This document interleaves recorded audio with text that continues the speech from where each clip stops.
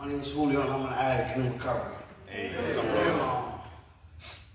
Miguel always get me every time, right? Teary-eyed, right? Because I come from a rough childhood. I'm from West Side Wilmington. From selling drugs to drinking alcohol, smoking weed, and the whole 9 yards, right? Walking dumpster. It's like Miguel said, right? Can't nobody see my story but me, right? My story stems down from, I'm a miracle right here, right? I believe there is a God, right? Because I'm a miracle. Because where I'm standing right now, going through all the trauma I've been through, molested, being shot twice and stabbed twice, and 20 plus overdoses, and I'm still living. There is a God, right? Like he said, right? I'm always hungry, right? I'm hungry because, right, when I said I needed help, that I put my pride to the side and actually reached out for help, right? Not knowing that the person they was calling was Miguel. Let me give you a little rundown on Miguel, right? Me and Miguel go way back when I was 15 years old. I'm 35 right now. It stems back when he had a job on Lancaster Avenue for juveniles. The only time I would show up was on Fridays. The only reason why, because they gave out pizza, and I wanted it, right? Always trying to get to me, kid, you can do this, kid, you can do this. Now, you know you're from New York, so you got to ask, come on, kid, you can do this, you got this. And I wasn't ready, right? They say when someone's not ready, they're not ready. They got to want it. So through all this, I suffered through addiction. I put myself through so many things in life, like things that I would never thought I would have done. Carried me to do things that I didn't want to do. But the disease of addiction led me to do them things. Am I happy that I did them things? No. But I'm damn sure proud that I went through it because that became my life lesson. It taught me a lot of things of life, right? That, any given moment can happen.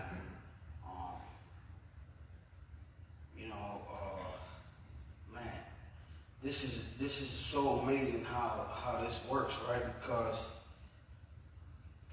like I went from being on the streets, not caring about life, in a dark tunnel, waking up miserable, to now going on 3 years, September 18th, right? My clean date, September 18, 2022.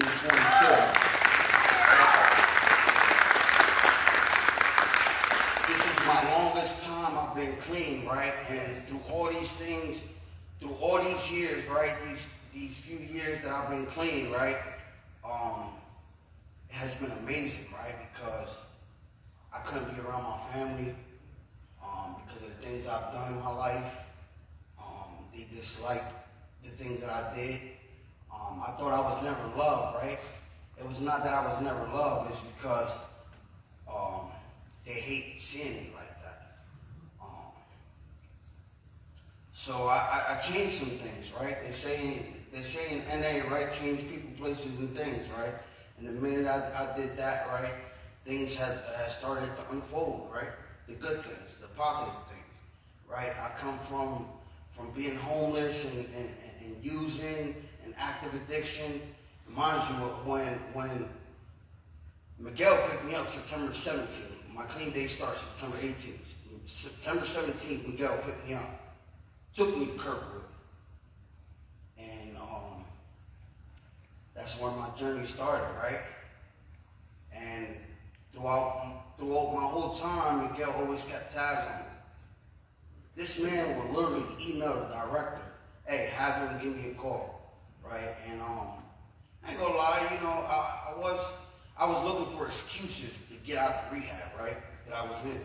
I got birthdays to attend, I got this to attend, I got Christmas gatherings.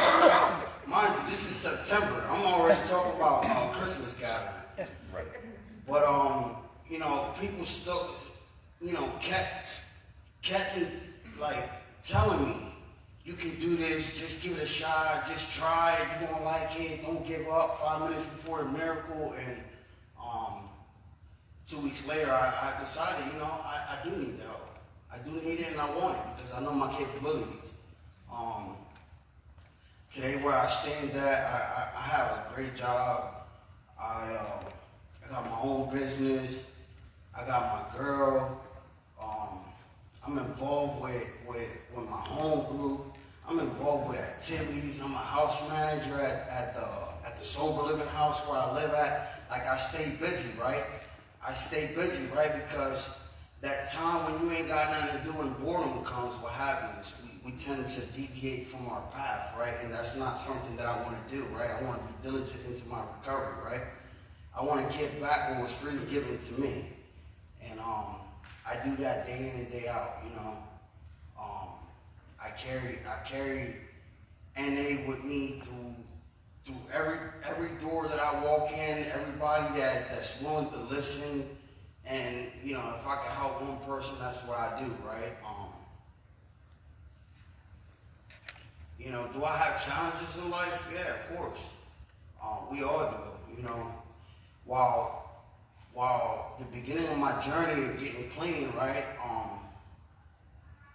In less than 90 days, I counted 9 people that was not well known to me that, passed away to the disease of addiction. Did I think about using? Yeah, I thought about it, but that's not what I wanted. That's not what I was going to do, right? Last year, I lost my great-grandmother, 107 years old, right?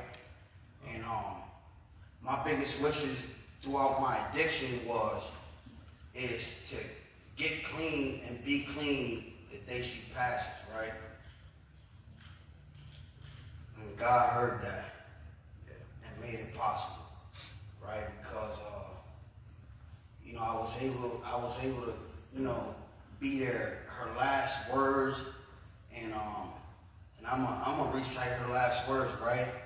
If I died today, an hour from now, just remember I'm proud of you, I'm happy for you, right? And I'll be watching up from up above, right? Just keep going, don't stop, right? And today, I just keep going. That don't stop me. It don't make me deviate from the path that I'm walking at now, right? I can freely go to any family member's house and walk in and be accepted, and be loved and cared for. Now I'm invited to family gatherings and birthdays. Before I wasn't able to do that, right? They say we have a healing process to heal and get cured, just the same way we got one. They got one too. Family members have one too.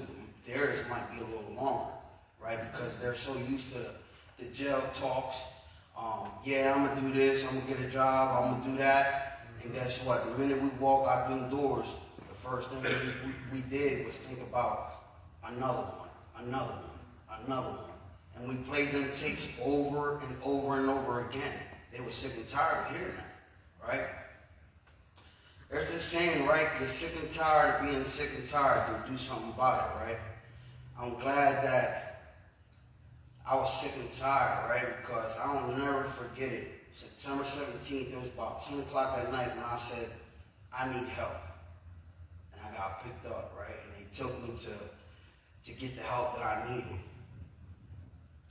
And I stayed in touch with the rehab where I was at. I don't never forget those. It was a few people in here that was, from the beginning of the process where I was at. People that volunteered at the Kirkwood detox where I went to.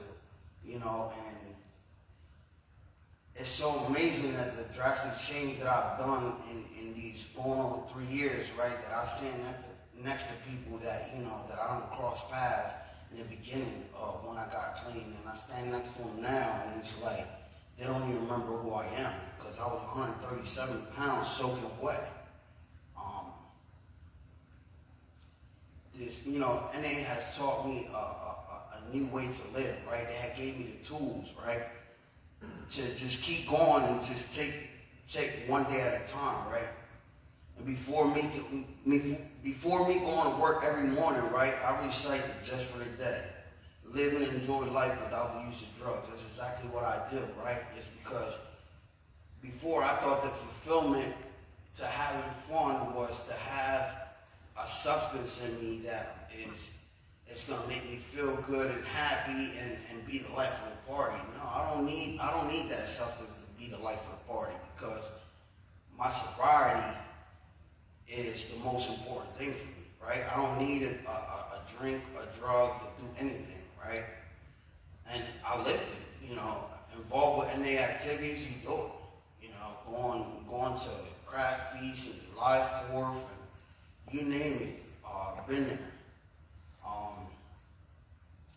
It's just so amazing how the amount of love that's in the NA rooms, right? Because, the minute you walk in through the doors, they're gonna love on you until you start to love yourself again. And that's exactly what happened to me, right? Because, with all them overdoses that I had in my past, right? I didn't want to live. Mind you, I lost a girl that I was with for 10 years, right? She died 2 days before my birthday, March of 2019, right? I was with her for 10 years, right? I tried to take myself out. I OD'd 5 times before actually going to jail and put me on a standstill because, I was close to dying. And, I lost it. I just wanted to keep going and going and going. And, I used it as an excuse. I used it as a reason why to get high, right? I was the type of person, I looked for any excuse. I stubbed my toe, I wanted to get high. I got a cut on my finger, I wanted to get high. I had an argument, I wanted to get high. And that's not who I was, right? I was living in misery and insanity. I wanted to just keep doing the same things over and over again and expecting a different result. It wasn't happening with me. I was getting the same old results, right? You go from jails and institutions and hospitals and you name it, I've been there. I'm not proud of anything that I've done, right? And, today I've changed my life around, right? I live an honest program. I don't beat around the bush. Sometimes I say things straight up, and sometimes people don't like to hear that, but that's what they need to hear. And I carry the message, right? Just because it was freely given to me, right? The help was freely given to me, and I'm gonna carry it on and on and on. It ain't gonna stop. I hold H&I commitments. I do it all. I don't stop. I don't stop. Just Miguel, I dragged him into speaking for me, and then he dropped the bomb on me and was like, "Hey, I need a speaker for the Firm Foundation. You willing to do it?" And guess what? That was just at last minute. And but yeah, sure, why not? I ain't got nothing going on that day, so here I am, and I thank Zach for Firm Foundation for hosting it. I thank the church for allowing us to have this here, and let's just keep this recovery going. Thanks for letting me share.